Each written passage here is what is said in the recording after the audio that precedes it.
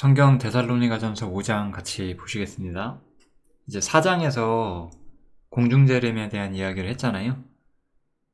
그래서 거의 중요한 이야기들을 마쳤고 5장에서는 약간의 보충과 그 다음에 권면들 이런 부분이 나옵니다. 첫 번째로 우리가 봐야 되는 개념은 주의 날이에요. 형제들아, 때와 시기에 관하여는 너희에게 쓸 것이 없음은 주의 날이 밤에 도적같이 이를 줄을 너희 자신이 자세히 알미라, 이렇게 이야기를 했어요. 그래서 여기서 주의 날이라는 용어가 나와요. 주의 날이라는 용어는 무엇이냐? 우리가 이것을 좀 헷갈리면 안 되잖아요. 제가 4장에서도 말했던 것처럼 주님은 공중에서 성도들을 영접하시고 그 다음에 그들을 데리고, 우리 그리스도인들이겠죠? 그들을 데리고 지상으로 함께 내려와요. 영광 가운데. 그럼 이 주의 날이라는 건 언제를 가르치는 것이냐?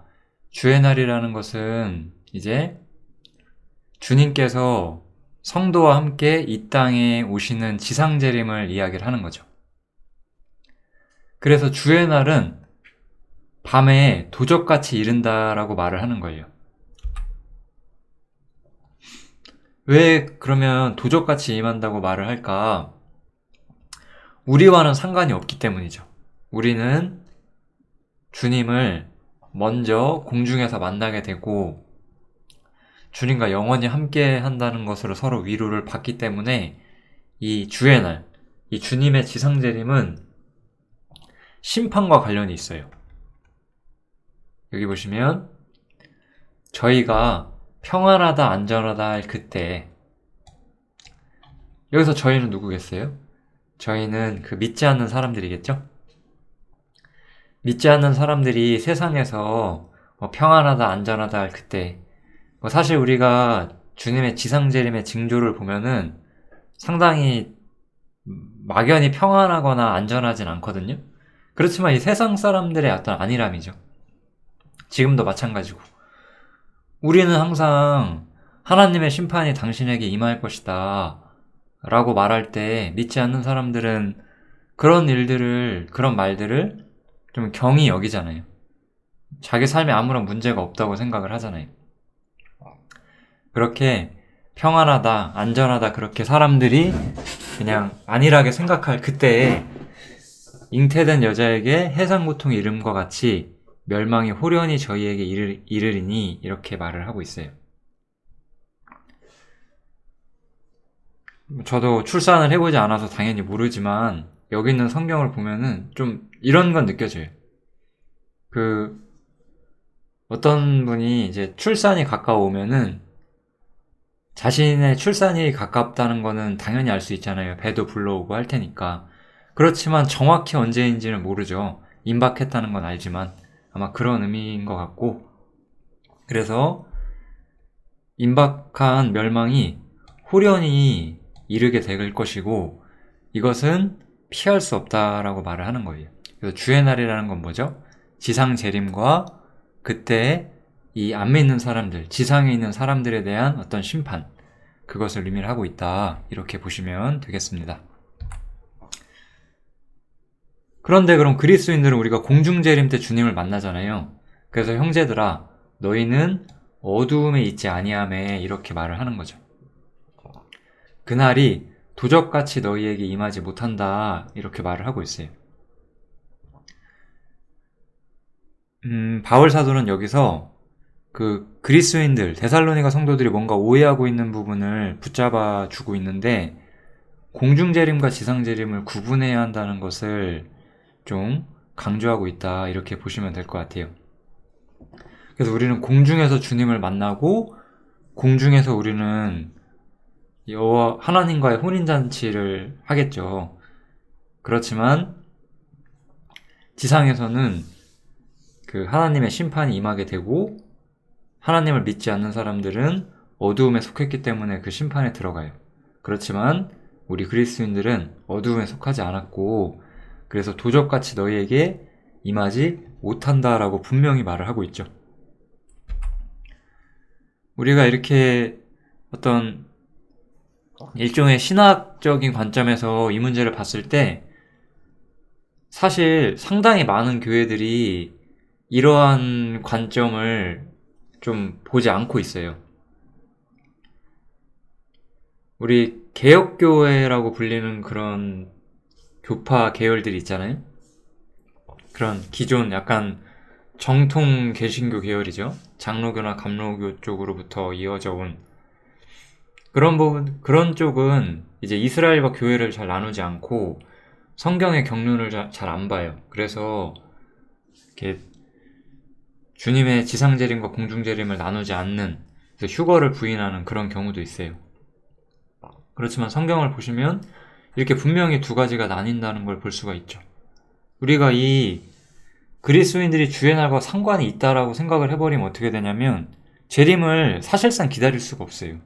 왜냐면 내가 생각하기로 그런 사람들이 생각할 때 주님이 가까우신다는 건 우리가 심판에 들어가고 환란에 들어가야 된다는 건데 그 무섭잖아요. 그러니까 어떻게 환란에 자신이 들어가는 거를 기다릴 수가 있어요. 당연히 그렇게 못하겠죠. 그렇지만 데살로니가전서에서 바울은 우리는 환란에 들어가기 전에 심판이 임하기 전에 빛의 아들로서 공중에서 주님을 영접한다라고 말하는 거죠.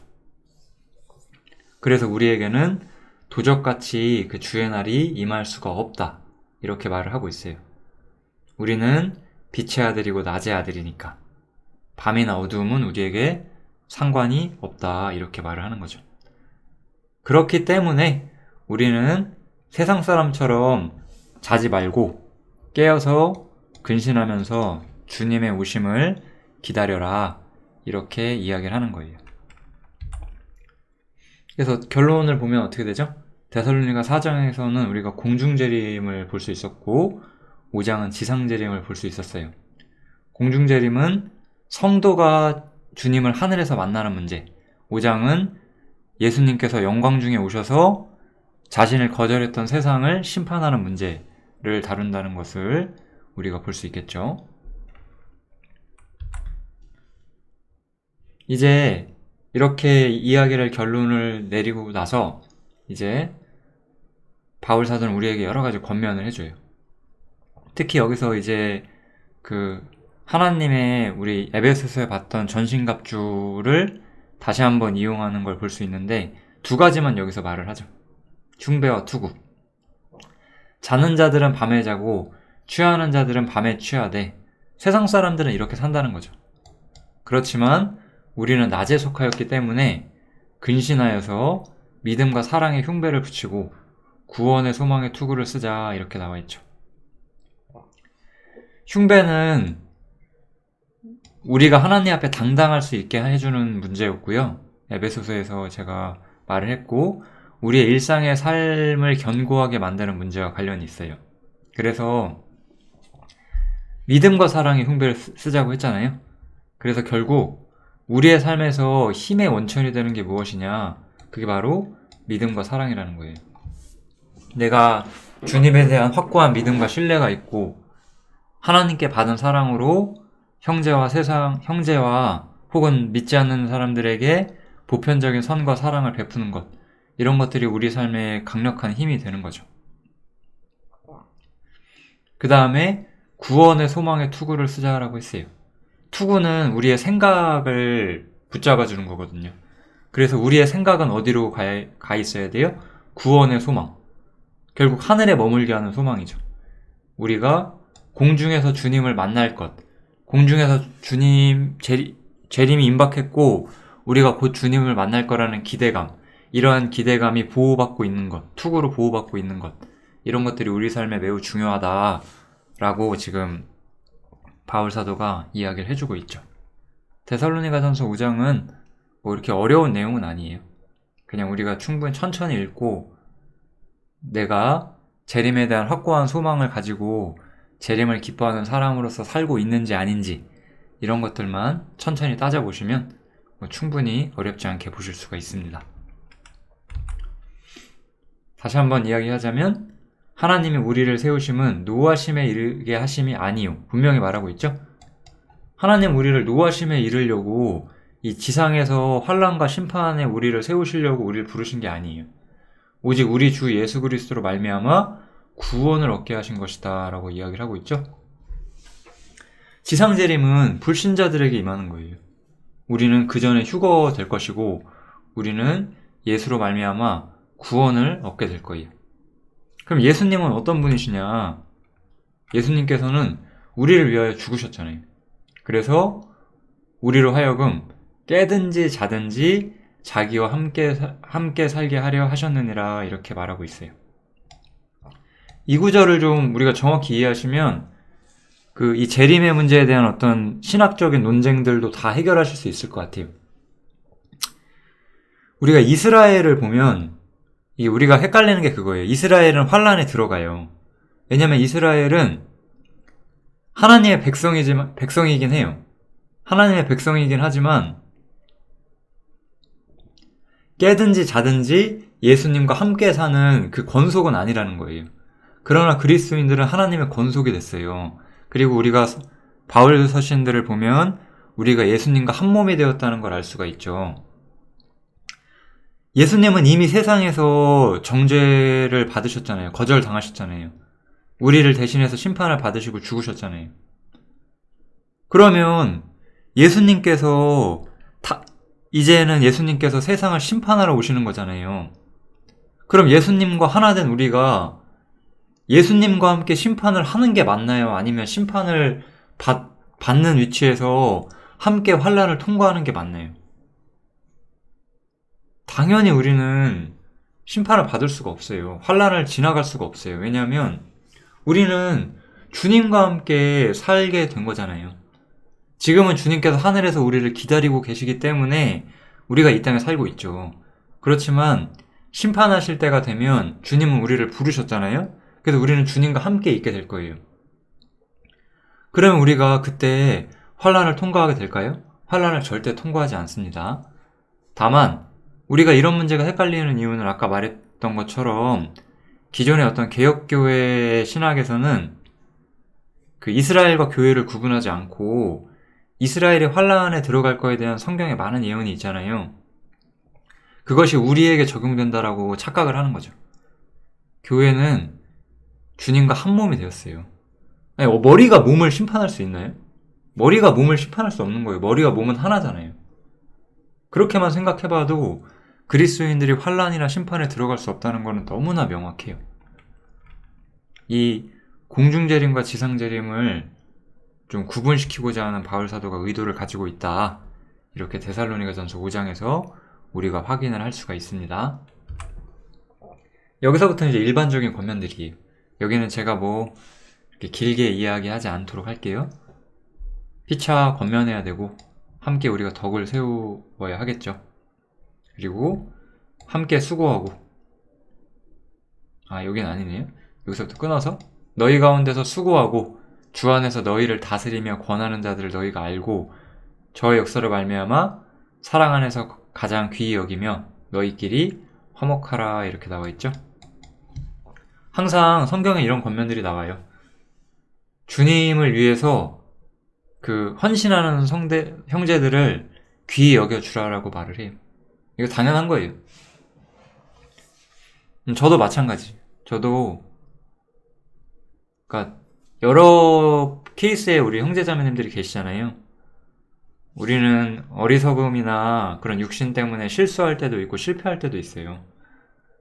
그렇지만 그런 어떤 연단이나 어떤 어려움을 겪을지라도 그러한 것들을 지나와서 그런 좌절이나 어떤 어려움이 올 때도 항상 주님께 헌신하는 것을 중요하게 생각하는 사람, 그런 사람들은 귀히 여겨줄만 해요. 왜냐하면 그들은 교회를 위하여 일하기를 바라는 사람들이기 때문에 이건 너무나 당연한 얘기다.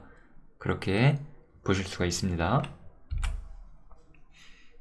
그 다음 이제 형제들아 너희를 권면하노니 규모 없는 자들을 권계하며, 규모 없는 자들을 권해야 돼요. 잘못된 것을 지적을 해줘야 되는 거고, 마음이 약한 자들을 위로를 해주고 힘없는 자들을 붙들어주고 모든 사람을 대해서 오래 참고.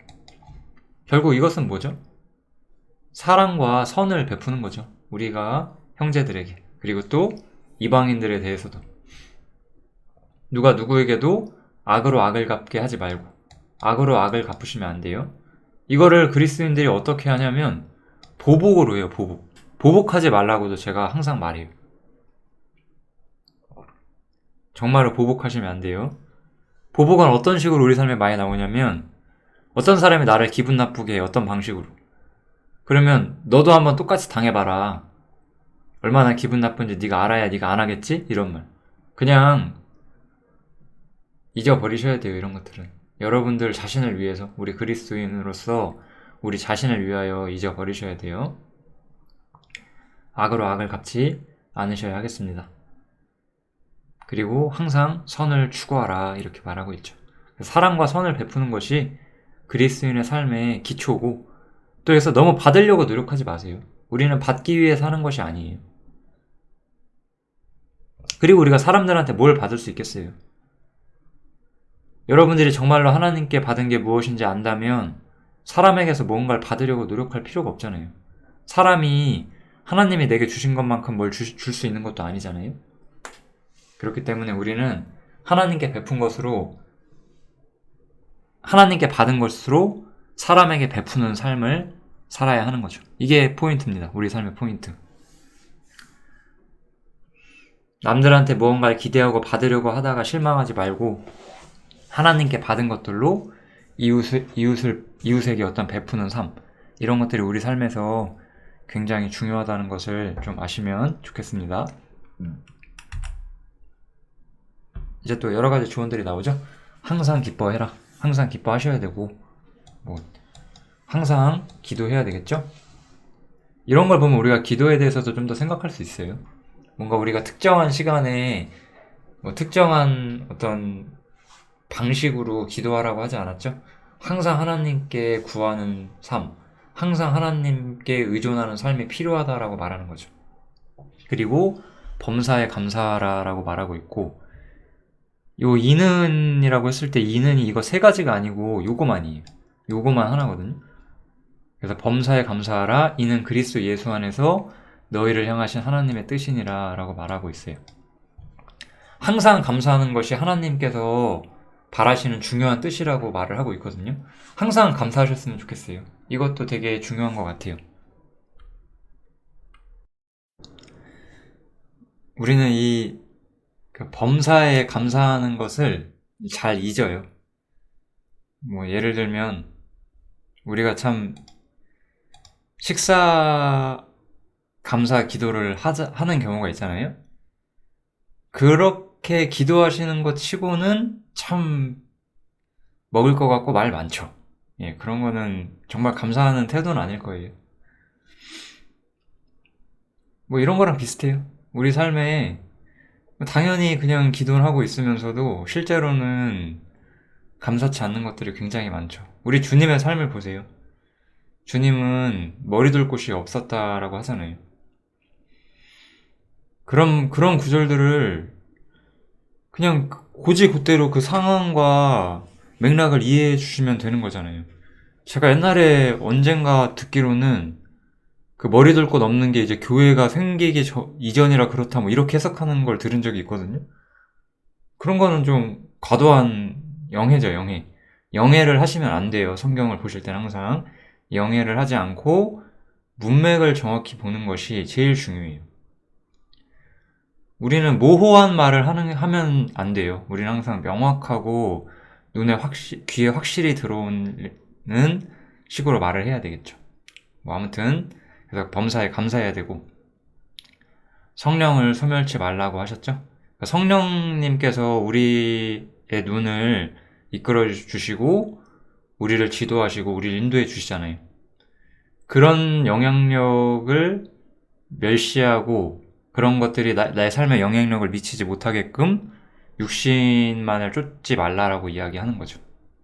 그 다음 예언을 무시하지 말고, 범사에 헤아려 좋은 것을 취하고 악은 모든 모양이라도 버려라. 이렇게 여러 가지 우리 삶에 필요한, 이건 다 이 땅에 우리가 살면서 주님이 재림하시기 전까지 우리가 이 땅에서 살 때 필요한 조언들이다. 이렇게 보시면 될 것 같아요. 뭐 한 구절 한 구절 깊이 생각해 보시면 다 좋아요. 그렇지만 뭐 제가 하나하나 뭐 심오하게 풀 이유가 전혀 없죠. 이런 구절들은. 이 구절까지만 하고 마지막 인사는 제가 생략할 생각인데요. 여기 보면 평강의 하나님이 친히 너희로 온전히 거룩하게 하시고 하나님께로 성별시키기를 바라신다는 거죠. 그리고 너희의 영과 혼과 몸이 주 예수 그리스도 강림하실 때에 흠없게 보존되기를 원한다. 이렇게 인사를 하고 있죠. 역시나 우리가 이 구절을 봐도 바울 사도는 주님의 재림이 임박했다라고 생각하는 걸 느낄 수가 있어요.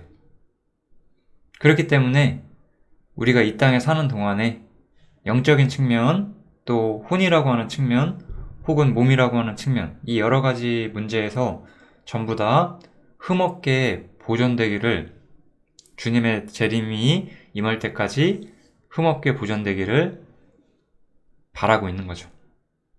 흐트러짐 없는 삶을 살라라고 이야기를 하는 거예요.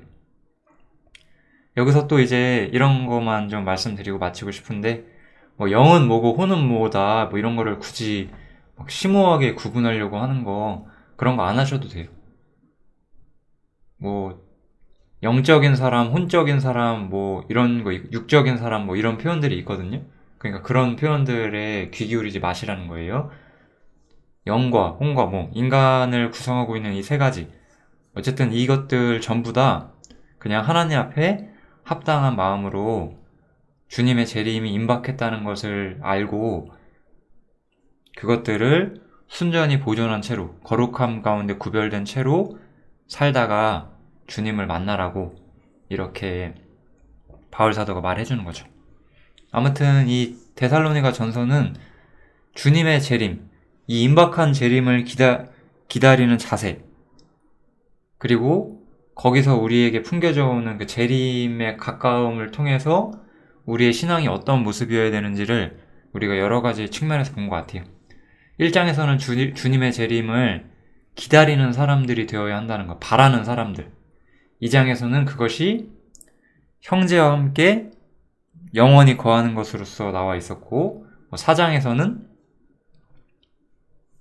그 공중에서 주님을 영접한다는 문제가 다뤄졌었고, 뭐 이런 식으로 여러 가지 주제들이 다뤄지고 있기 때문에 데살로니가 전서는 좀 내가 정말 깨어서 주님을 기다리는 사람으로서 읽어주신다면은 뭐 어렵진 않지만 아주 달콤한 성경이 될 거라고 생각을 합니다. 데살로니가 전서 여기서 마치도록 하겠습니다. 데살로니가 후서에서 다시 뵙도록 하겠습니다. 감사합니다.